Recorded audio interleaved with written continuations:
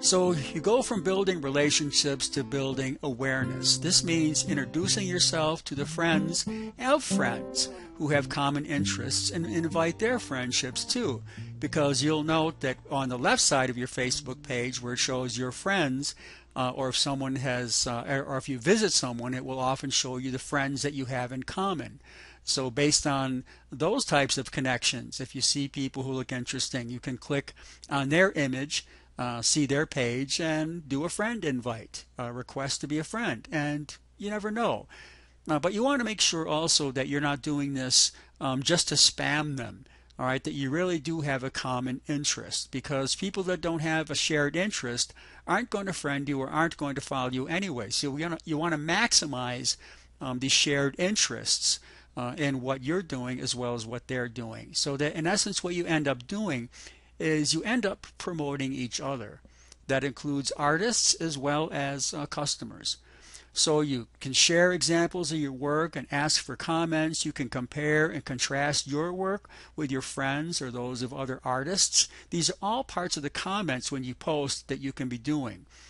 And when you respond to comments, you want to do so in your business pages in particular with more than a like. All right, you want to say something substantive because you're building a relationship. A like, I mean, people can just go along and they can run down a whole column, like. So what? It really doesn't do anything to enhance the quality of that communication. So you really want to make sure that when you like something, put a little comment as to why you like it. Saying "way to go," I mean, it's kind of dishwater. If you're saying "way to go," explain why it's a way to go, what it is that you like about it, why you like it.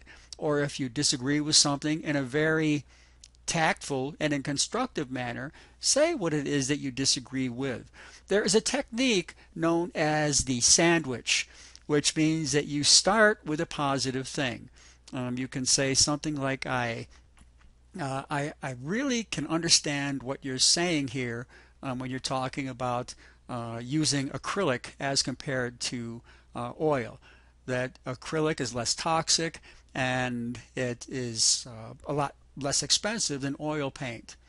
And then it's important when you post a comment that may be in contrast to, rather than saying but, because but in essence someone knows that you're going to be contradicting them.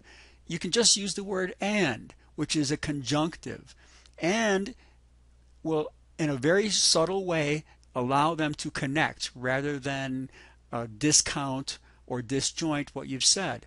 And I also like oil because oil allows me a longer time to fix a painting even after I've painted, because it stays wet for so long, whereas acrylic dries so quickly. So, and then you close with a positive comment and say that this stuff looks really great and I bet it would look wonderful in oil, acrylic, or watercolor. So the sandwich technique in comments, in print, as well as in relationships, is to start with a positive and affirmative, layer in with a conjunctive word like and, a positive statement, and then close with a positive statement.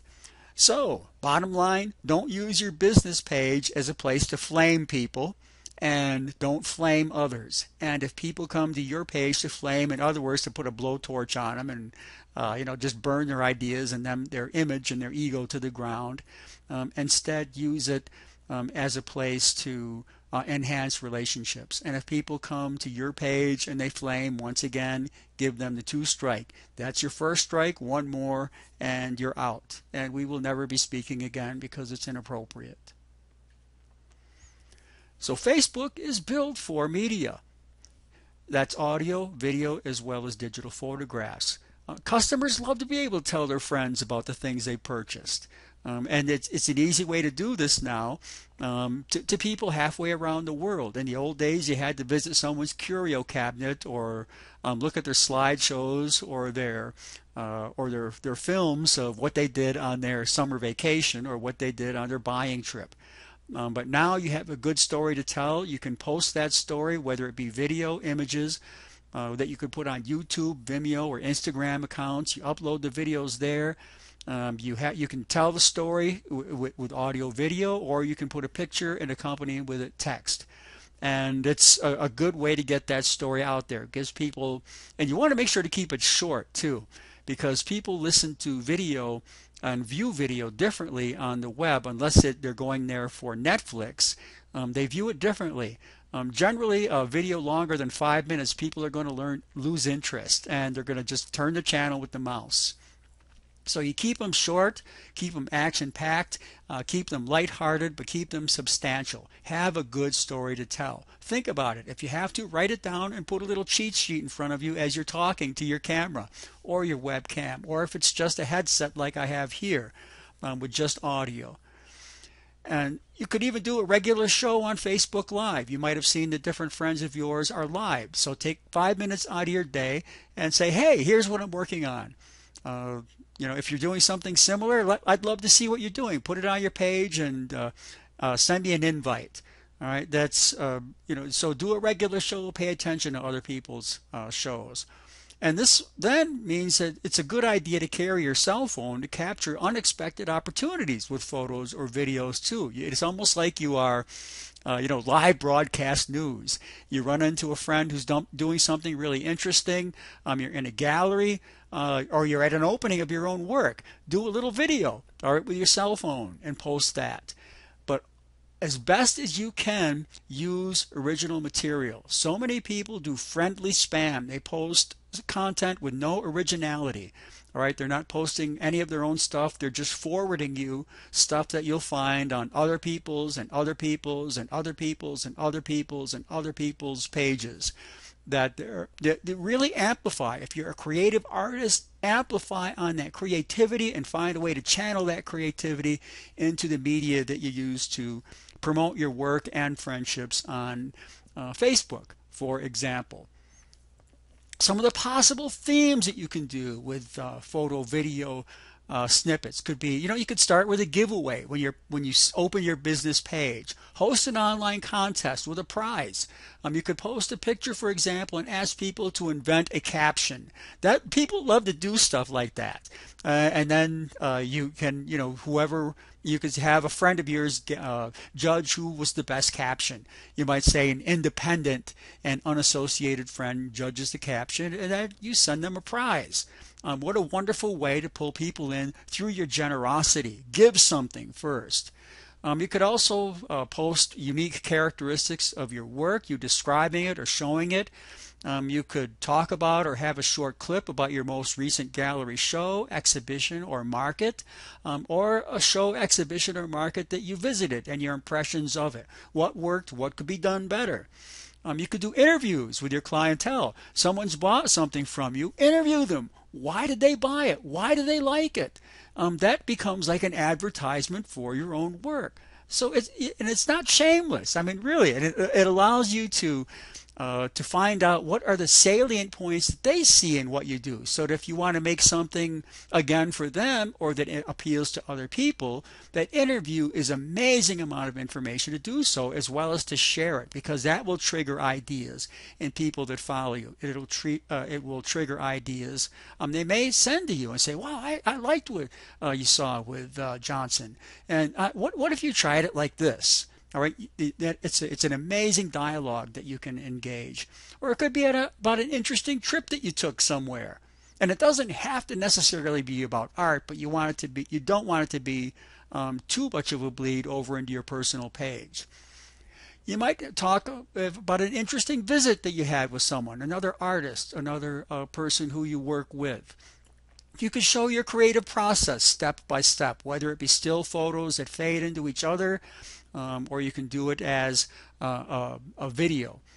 You could talk about symbolism, or if any of it appears in your work, and what it means to you as a person, what it means culturally, what is the significance of the symbols that you use and why you use them. You could choose to share personally and culturally relevant information that isn't culturally protected information, where you're not invading privacy or addressing issues of cultural patrimony. Or you could be talking about your work in a larger historical context. You could have been really turned on by the work of R. Crumb, who did a lot of Zap and Mr. Natural comic books in the 60s in the San Francisco art scene, and your work might have been strongly influenced by R. Crumb. And you might see it as being done by other artists since then, because you'll see it in a lot of non-commissioned art that you see today. That they now that I like to call it non-commissioned, but graffiti, large murals. You'll see that Crumb had a huge influence on pop art and modern art. So it could be something along those lines, whether it be a cultural context, a historical context, an artistic context with art movements. And then you've built awareness, now the dialogue, where you go in and you monitor the comments and the shares of your work and respond to them so that you can build and maintain that dialogue. And once again, be more original and respond with more than a like of what someone says. Really address what people say, whether you agree or disagree, whether you're thankful, whether you're humbled by what they've told you, you're inspired by what they've told you. Based on what they say, what does it motivate you want to do more of? That you want to be sharing your posts, images, and videos created by your friends with your comments, and create that dialogue with your friends. So not only are you showing your work, but then if people are doing work that really provokes thought, it's okay to share it on your page, because that will draw their friends to your page to see, wow, I mean, what is it that Johnson did that made Fadden want to put it on his own page? Right? So you want to make sure that what they are sharing is original work too. Once again, the idea being original, thought-provoking, and then you create and maintain this dialogue. And then that overlaps with the networks of friends who have friends who have friends. Every time someone comments, it shows up in the feed. And that then it shows you how just by knowing 3 people, all of a sudden, if they know 3 people, instead of knowing 3, you have contacts with at least 9 and even more. It's exponential in the outreach that can occur with effective maintenance of your reciprocal friendships. Reciprocal means that it's not all one-sided, that you're sharing and you're engaging in the work that your friends are doing and their interests, whether it be friends, customers, and the like. That you're interested in what they're doing and you're thankful for their interest in your work. So you want to avoid spam sharing. That includes yours and others. Don't post 35 times a day with 35 different images. Once a day, once a week, once every couple of days is enough, because people can start to become inundated and actually you become invisible because you've become so pervasive. And then you can eventually introduce sales. So you might mention that you've been working on this print, you've done a few proofs on it, and you think it's ready to take orders or commissions. What do they think about it? If they were to see something similar, you can ask them, their opinion of how much they think it would be worth or whether it would be marketable. All right. So if people are interested, they're going to inquire, and if they like the work, they're going to share it with their friends who have friends who have friends who have friends. So you want to get people ideally to inquire rather than saying, first thing, I've got this bracelet here, I want $510 for it. That is a hard sell sales pitch as compared to saying, wow, what do you think of this bracelet? What are the things that if you were to see something like this, what stands out to you? Build the dialogue. Talk about pricing later. If people are interested, they're going to say, how much are you selling it for? So it's good to have a price list of the work you do. And if you do have them, if you're in galleries and at your markets, make sure that the prices that you are showing with work online are consistent with what you're doing in your face-to-face sales too. Because someone might buy something from you in a gallery and then see it on your Facebook, less expensive, for example, and say, hey, you robbed me here. Other options might be, for example, the Poe Cultural Center has a Native Artist Marketplace web page or Facebook page. You might show work there. And this was established as a Facebook group to support Native artists. It's open to Native American artists who are working in any media. So that's one way to amplify your interest with the people who are already connected with the Poe Cultural Center, who has their own circles of friends who have friends. And one of the things with the Poe Cultural Center is a lot of the friends are working artists with shared interests, shared motivations, shared talents, shared cultural affiliations that you already have. So it's another way to expand a network through an already existing network. And it also introduces you to the work that the Poe does in both its summer and winter markets. That if you show at the Poe Summer or Winter Market, you're going to be shown on the Poe Cultural Center pages, and it gives you yet one other venue, whether it be being at the market and selling at a booth yourself, but also amplifying on the work that you have at your booth through the Poe Cultural Center and your own Facebook pages, sharing the posts with each other. And then you want to make sure that you are updating regularly. So you want to post at least once a week, because people may go back to visit what you're doing, and if they see something or if they see nothing happening for enough time, they will cease to visit you. You want to pay attention through your analytics. We'll talk about analytics in a different video, but we can see which posts go viral. Viral means that it was so popular, whether it be through the likes and shares, that Facebook actually pays attention and they say, wow, this really worked. They'll send you a notice. This was great. Maybe you should do more things like this. Because what it does for Facebook too is it generates business for them too. They benefit from your work that generates a lot of interest. So you want to be sure to be paying attention to the feed on the right side of your screen, because every now and then a new interaction is going to push your dialogue or your post to the top of visibility. All right, so if someone comments on your work late in the week, that means it's going to appear in the feed again, and all their friends are going to see that someone posted on your post. So you want to pay attention and you want to update regularly. There are also distinct days and times to log into posts for business and stick with them. It's kind of like being at work. So the research suggests that the best day and time to post on Facebook is Wednesday between 11 in the morning and 1 p.m. Why do you think that might be? I'll leave that for you to figure out. So Wednesday is considered the best day in general overall, but the most consistent engagement occurs weekdays from 9 a.m. to 3 p.m.